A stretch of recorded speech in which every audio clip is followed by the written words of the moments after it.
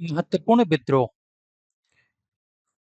विद्रोह हो गया, किस क्षेत्र में हुआ ये देखते हैं। उसके बाद इससे संबंधित नेता कौन थे, किस समय पे हुआ और इसका मुख्य कारण क्या था विद्रोह होने का।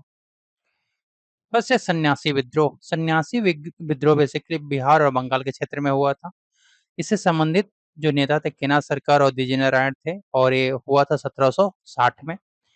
रीजन था, कारण था इसका क्योंकि अंग्रेजों के द्वारा सन्यासियों पर कर लगाया गया था और धार्मिक स्वतंत्रता में हस्तक्षेप किया गया था।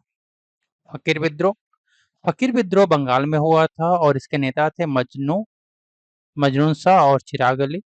ये हुआ था 1776 में और यहाँ पर ब्रिटिश सरकार द्वारा धार्मिक फकीरों की संपत्ति और अधिकार को छीना गया था। चुआरों का विद्रोह। ये बांकुड़ा बंगाल में हुआ था। इसके जो नेतृत्व किया था दुर्जन सिंह ने किया था।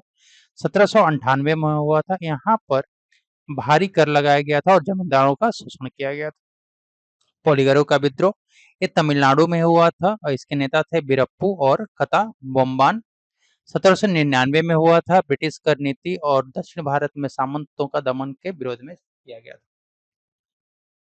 भील विद्रोह। भील विद्रोह आपके खांडेस घाट वर्तमान महाराष्ट्र और मध्य भारत में हुआ। इसके नेता थे तितर सिंह। 1831 में हुआ। ये ब्रिटिश सरकार के द्वारा वन क्षेत्रों में हस्तक्षेप और रोजगार छीना गया था, इसके लिए ये विद्रोह किया गया। कोल विद्रोह। कोल विद्रोह था, ये छोटा नागपुर में हुआ। इसके नेता थे बुद्धू भगत। 1822 में हुआ और ये बेसिकली जमींदारों का अत्याचार और भूमि छीनने के कारण ये किया गया। अहोम विद्रोह। अहोम विद्रोह आसाम में हुआ और इसके जो नेता थे गोविंद कुंवर थे। 1828 में हुआ। असम की स्वतंत्रता समाप्त कर ब्रिटिश नियंत्रण के विरुद्ध ये किया गया। बहावी आंदोलन। ये बिहार और उत्तर प्रदेश में हुआ। इसके नेता थे सैयद अहमद बरेलवी बरेली और ये 1831 में हुआ। यहाँ पर अंग्रेजों और उनके समर्थक नवाबों के विरुद्ध इस्लामी सुधार आंदोलन किया गया। कोल विद्रोह। कोल आंदोलन जो है छोटा नागपुर झारखंड में हुआ। इसके नेता थे गोविंद कुंवर। 1831 में यहाँ पर स्थानीय आदिवासियों की भूमि पर बाहरी लोगों का कब्जा कर लिया था, इसके विरोध में किया गया। खासी विद्रोह। ये असम में हुआ। इसके नेता थे तितर सिंह। 1833 में हुआ विद्रोह। अंग्रेजों द्वारा खासी जनजातियों की भूमि को हड़पने के विरोध में इसको किया गया। रायजी आंदोलन। ये बंगाल में हुआ। इसके नेतृत्व किया आपको दद्दू मियां और हाजी शरीयतुल्लाह के द्वारा। 1838 में हुआ। यहाँ पर किसानों पर अत्याचार और धार्मिक सामाजिक सुधार की मांग किया गया। नील विद्रोह। ये बिहार और बंगाल में हुआ। ये इसके नेता थे तितर सिंह। 1854 में हुआ और किसानों को जबरन नील की खेती कराना इसका मुख्य रीजन था। संथाल विद्रोह। ये बंगाल और बिहार में हुआ। ये सिद्धू कानू, ठीक है, इसके नेता थे। 1855 में हुआ। जमींदारों और साहूकारों के शोषण से असंतोष होकर के इन्होंने विद्रोह किया। मुंडा विद्रोह।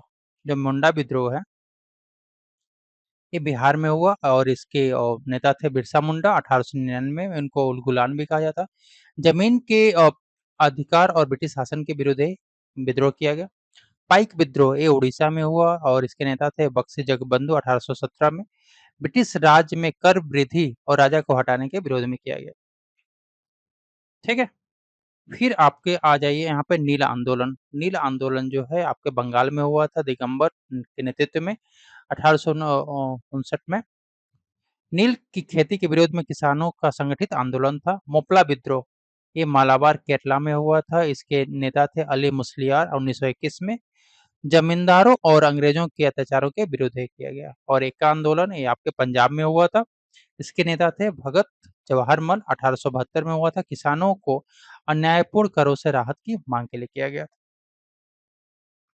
महत्वपूर्ण बीमारियां देखते हैं यहाँ पे। ये बीमारी का नाम हो गया, कारण किस कारण से हुआ, कौन सा अंग प्रभावित होगा और इसके रोकथाम और उपचार के लिए क्या क्या है। पोलियो। पोलियो ये वायरस के कारण होता है। पोलियो वायरस ये प्रभावित अंग है आपका, तंत्रिका तंत्र या नर्वस सिस्टम को डैमेज करता है, इसके लिए टीकाकरण किया जाता है। ओरल पोलियो वैक्सीन चलता है। डेंगू। डेंगू क्या है कि एक वायरस से कारण होता है, एडिस मच्छर द्वारा ये फैलता है। इसमें रक्त जो प्लेटलेट्स होते हैं उसमें कमी हो जाती है, इसके लिए रोकथाम, मच्छर नियंत्रण, आराम और तरल पदार्थ की ज़रूरत होती है। मलेरिया, मलेरिया बेसिकली प्रोटोजोआ के कारण होता है, प्लाज्मोडियम। यह यकृत और रक्त कोशिकाओं को प्रभावित करता है, मच्छर नियंत्रण और क्विनाइन जैसे दवाओं का प्रयोग किया जाता है। टाइफाइड, ये बैक्टीरिया के कारण होता है, बैक्टीरिया का नाम है साल्मोनेला टाइफी।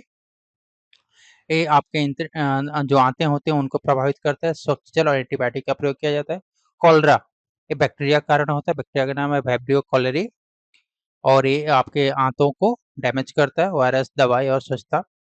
तपेदिक या ट्यूबरकुलोसिस टीबी, ये बैक्टीरिया के कारण होता है, बैक्टीरिया का नाम है माइकोबैक्टीरियम ट्यूबरकुलोसिस और फेफड़ा को प्रभावित करता है, इसके लिए बीसीजी का टीका और एंटी टीबी दवाएं चलती हैं। खसरा, मिजल्स, ये वायरस के कारण होता है, ये आपके त्वचा और श्वसन तंत्र को प्रभावित करता है, इसके लिए एमएमआर का टीका लगता है।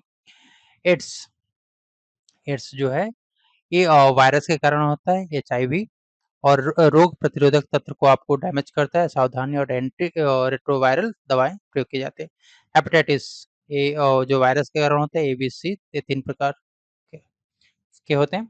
यकृत, लिवर को ये डैमेज करता है और टीका, इसके लिए स्वच्छ भोजन। इन्फ्लुएंजा या फ्लू, ये वायरस के कारण होते हैं, श्वसन तंत्र को डैमेज करता है। चेचक, स्मॉल पॉक्स, ये वायरस के कारण होता है, वायरस का नाम है वेरियोला, ये त्वचा के लिए और टीकाकरण इसका।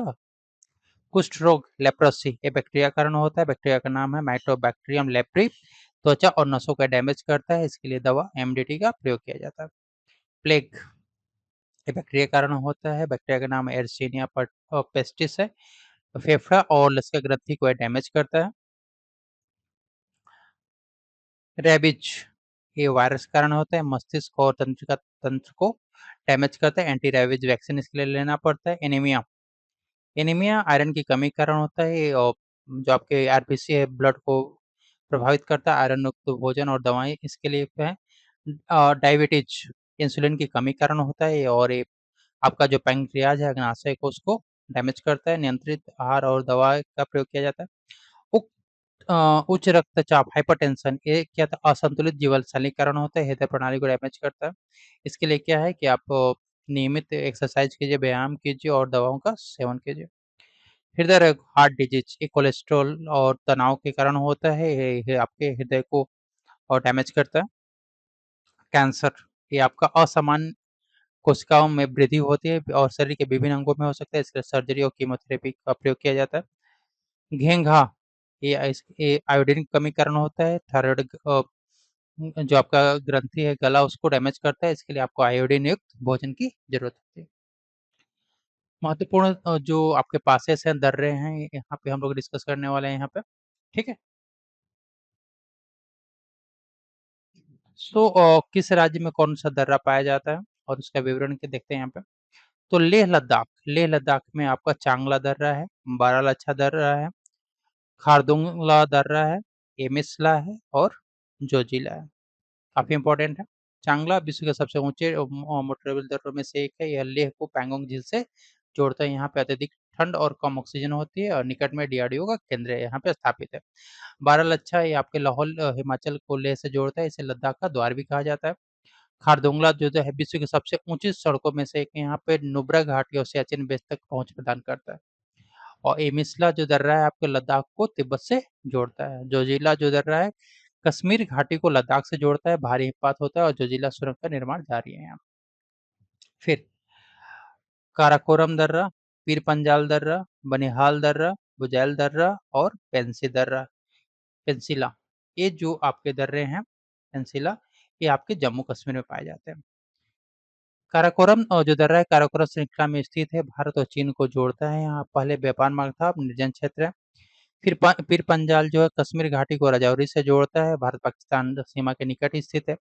बनिहाल दर्रा पीर पंजाल पर्वतमाला में स्थित है, पहले जम्मू से श्रीनगर का मुख्य मार्ग था। बुजैल दर्रा जो है आस्तोर घाटी कश्मीर को और डिओसाई मैदान लद्दाख से जोड़ता है। पेंसिला जो है आपका कश्मीर को कारगिल से जोड़ता है, जास्कर श्रृंखला में स्थित है, पर्यटन के लिए प्रमुख मार्ग। फिर हिमाचल प्रदेश में जो दर्रे हैं जैसे रोहतांग दर्रा कुल्लू क्या करता है, कुल्लू घाटी को लाहौल स्पीति से जोड़ता है, ठीक है। और ये कुछ ही महीने जैसे मई से अक्टूबर तक ये खुला रहता है। फिर तो आपका सिपकिला दर्रा हो गया, ये भारत-तिब्बत व्यापार के लिए प्रसिद्ध है। 12 लच्छा दर्रा है, ये आपका मनाली लेह मार्ग पर महत्वपूर्ण दर्रा है। डेप्सा दर्रा है, आपका कुल्लू को स्पीति से जोड़ता है, ट्रेकिंग के लिए प्रसिद्ध है। फिर उत्तराखंड में दर्रे देखते हैं। माना दर्रा, जो माना दर्रा है यहाँ पे, ये उत्तराखंड को तिब्बत से जोड़ता है, नंदा देवी जयमंडल का हिस्सा है। फिर जो नीति दर्रा है, ये आपके ऐतिहासिक भारत तिब्बत मार्ग पे 1960 के बाद से बंद है, चमोली जिले में स्थित है। फिर लेखपुलेख दर्रा भारत तिब्बत और नेपाल का त्रिजंक्शन है। उत्तर पूर्वी राज्य में जो दर्रे हैं वो देखते हैं यहाँ पे, जैसे कि नाथुला दर्रा है आपके सिक्किम में है, ये सिक्किम को तिब्बत से जोड़ता है। फिर जेलेपला दर्रा है, ये सिक्किम में स्थित है, ये ऐतिहासिक भारत तिब्बत व्यापार मार्ग है। दिला दर्रा है, ये आपका अरुणाचल प्रदेश में, ये अरुणाचल को तिब्बत से जोड़ता है। डिफू दर्रा जो है आपका, ये भी अरुणाचल में है, ये भारत चीन म्यांमार के त्रिजंक्शन के स्थित है। दिहांगला दिहांगला ये भी अरुणाचल प्रदेश में, अरुणाचल को बर्मा से जोड़ता है। फिर पश्चिमी घाट के दर्रे देखते हैं।